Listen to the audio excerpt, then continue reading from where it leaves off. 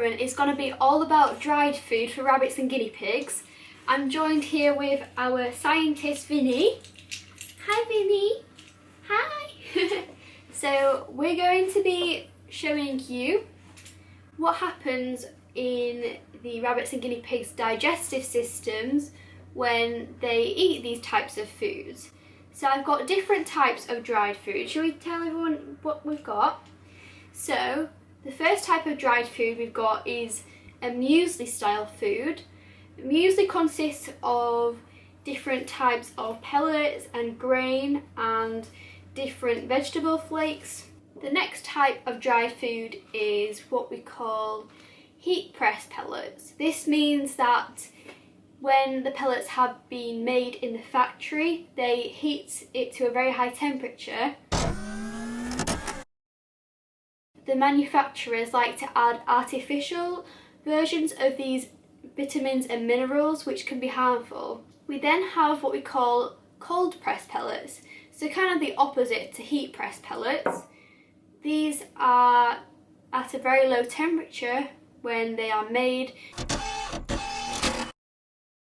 so all the natural vitamins and minerals stay in these. The manufacturers don't really add much to these, so they're the most natural type.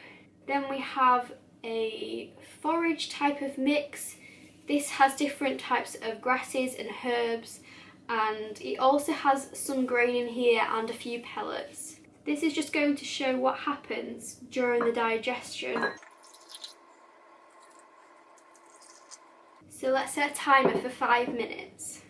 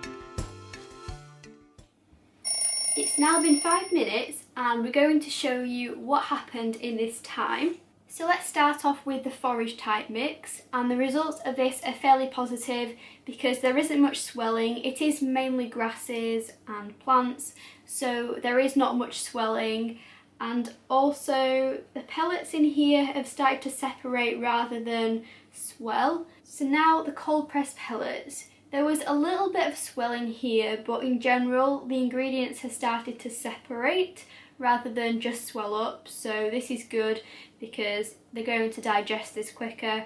Now we have the muesli style food. Some of the pellets are swelling really bad and holding that shape, so that is quite bad news. And the worst of all are the heat press pellets, because these have swelled really big and they're not really starting to separate. I think it will take these a lot longer before they are digested. Apart from the swelling, are there any other problems with this type of food? Well, all dried food is quite unhealthy. It's much better to feed them a more natural diet. So some of the problems include, well, first of all, we have an unnatural grinding motion The way they eat dried food is very different to how they're supposed to chew on their food. It is not what we call abrasive. Abrasive is how they keep their teeth trimmed. So abrasive food would be something like grass or hay. But these types of food cause an unnatural chewing motion, so they'll chew like that rather than how they're meant to chew naturally. So that can cause dental problems. They also eat much less hay and fresh vegetables because it makes them feel full. They have very thin-walled intestines in the stomach, and these actually are used more than they're meant to be when you feed this style of food. And because they have to expand to make room for all of this, because if they eat a lot at one time, that's going to take up a lot of volume inside of their stomach, then this can be quite painful. Grain which contains gluten, such as wheat, is bad for their digestion. And this can get rid of the good bacteria inside their digestive systems, so it's really bad for them. If you feed lots of this type of food, then this can cause damage to their intestine. They may not be able to have fresh food as well. They may not tolerate it so well because it doesn't have much moisture in it. This can be really bad for their bladder and kidneys. So overall, dried food is not very good. If you wish to still feed dry food, then that's okay, but please only feed at the most 1 tablespoon per kilogram of body weight. If you are going to feed dry food, feed one that is very natural, so made up of different natural meadow plants. So you want to make sure they are cold pressed and grain free. You also want to avoid ingredients such as molasses. This is a waste product of the sugar industry and can be very harmful to their health. Of course, if you want to remove pellets altogether, that is great, but make this a really slow transition and increase the amount of fresh food. Fresh food is really important. It keeps them nice and healthy. Of course, make sure they always have access to hay as well. This is really important. Good for their teeth, good for their digestion, keeps things flowing. But the fresh vegetables and occasional fruit is going to give them all the nutrients that they need.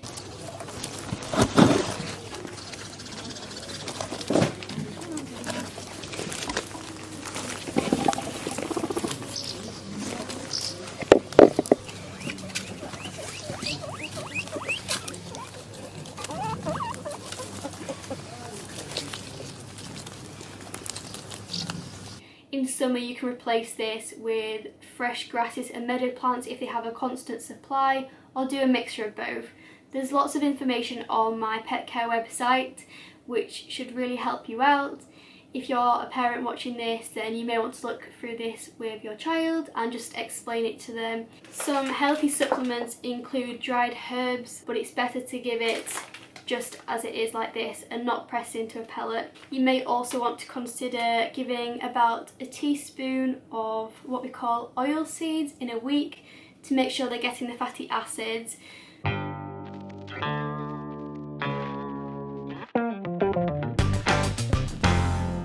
The not so good brands of pellets, for fatty acids they add vegetable oils and soybean oils, but it's best to feed oily seeds.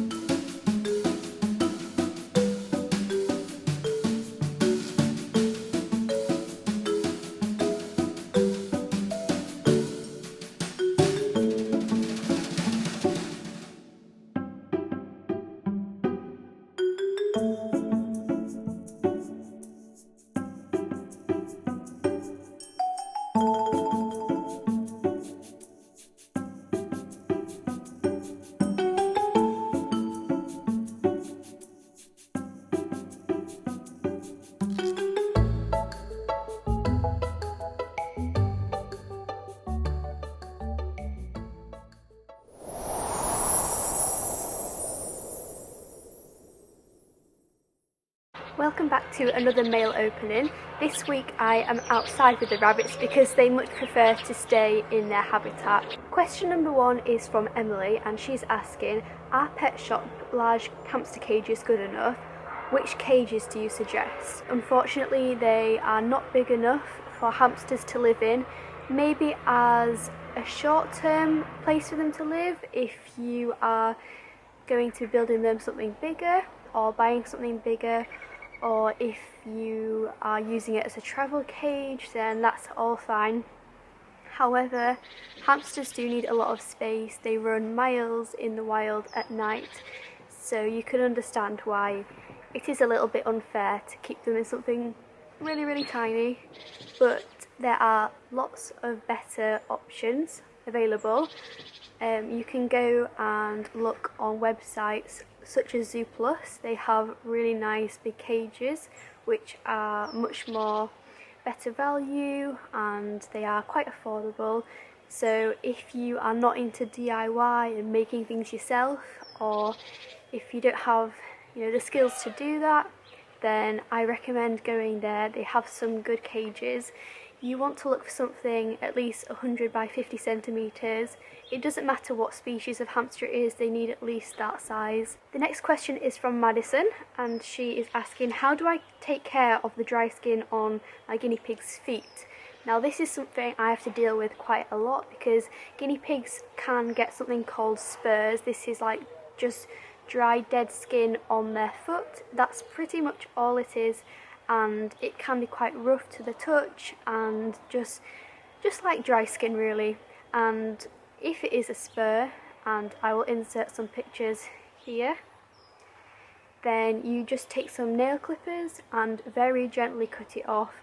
This shouldn't cause any discomfort and it should just come straight off. The last question is from Gabrielle, and her guinea pigs, when she's in the room, they're comfortable around her, but when she goes to approach them, they get quite scared and nervous around her. I think it's important to remember guinea pigs are prey animals, so by nature they have that instinct to hide if something is scaring them, and this is completely normal. You can't take away their instincts and their nature because naturally in the wild this is what they do to survive. They have to hide because they are prey animals, so don't worry about it too much. I suggest just spending more time hand feeding them vegetables. This way they can build a really good bond with you because they're learning that you're giving them something good, and then because of this they're going to see you as something positive. So it's a really good activity to do and hopefully a good way to bond. So just try hand feeding on a daily basis. Give yourself maybe 10-15 minutes a day to do this, and then gradually you should build up a better bond with your guinea pigs. So that's all the questions for this week, and I'm now going to be showing you some of the pictures I got sent.